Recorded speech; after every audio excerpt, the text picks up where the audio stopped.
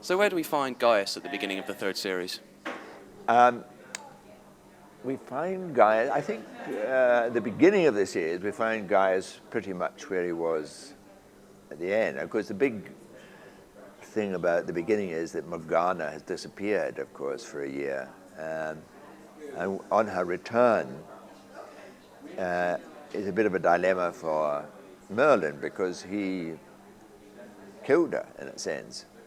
So there's a bit of a worry there of what's going to happen to Merlin. But things develop for Gaius as the series gets going.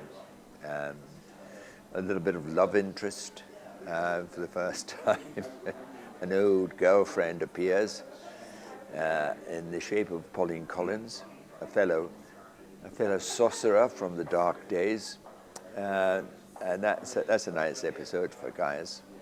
And he gets possessed by a goblin at one stage. He becomes rather nasty, and I don't know if I'm supposed to tell you that. But anyway, I've told you. So it's an interesting series for Gaius. But at the beginning, it's much as per. But the main interest is the beginning is Morgana's return, and the fact that her character's a bit darker.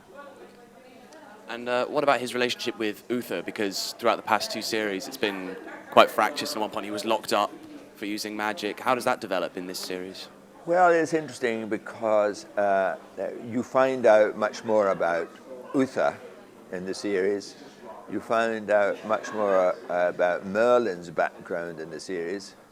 And you find a bit more about Gaius. So there's one big revelation in the series, which I'm not allowed to tell you, vis-a-vis Uther and Morgana, which even Gaius didn't know about.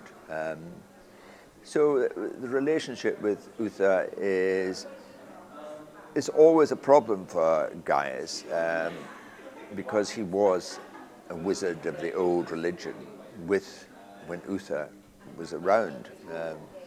So even he is forced at times, Gaius, to use magic in this series, which he doesn't resort to very often, but he does a bit. And now the Great Dragon returns as well in the third series.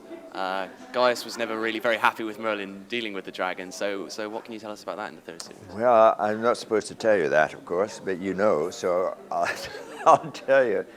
Yes, I think at one stage, Gaius realizes that only the wizard can help, only the dragon can help. So I think I'm allowed, maybe not, but I think there is a time when Gaius says to Merlin, you have to go to the wizard. So even Gaius gives in at times and allows him to use the dragon.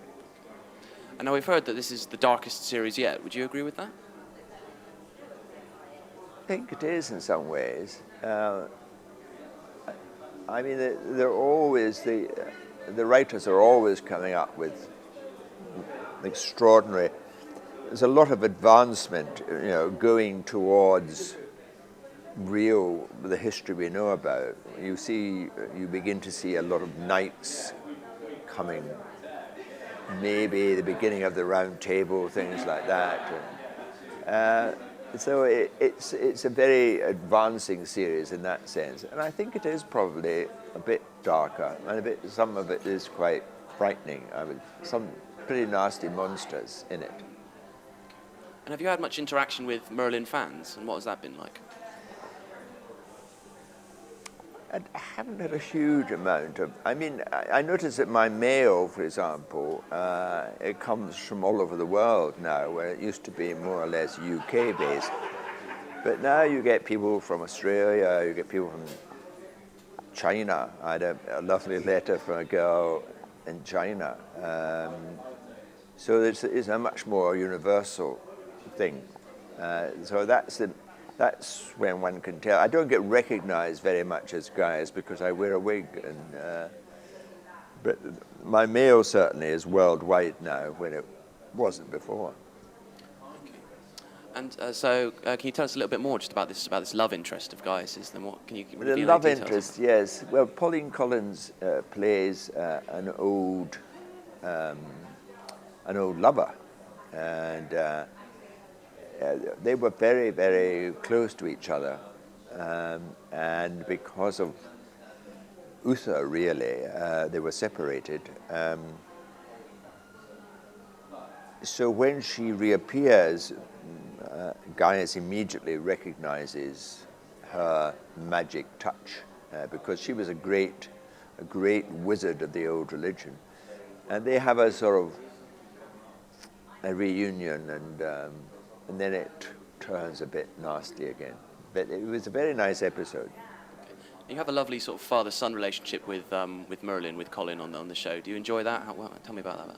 Yes, I mean that's the most always the best bits. The scenes between, because most of my scenes are with Merlin, and in Colin's a consummate professional for such a young actor. So we really enjoy working together, and we're very, if we got very often our scenes are in a day, just one after another. And we're very good at sort of just getting one scene ready and then moving on to the next before we go onto the floor, in terms of getting the lines right. And he's a very hard worker, great to work with, very, very exciting.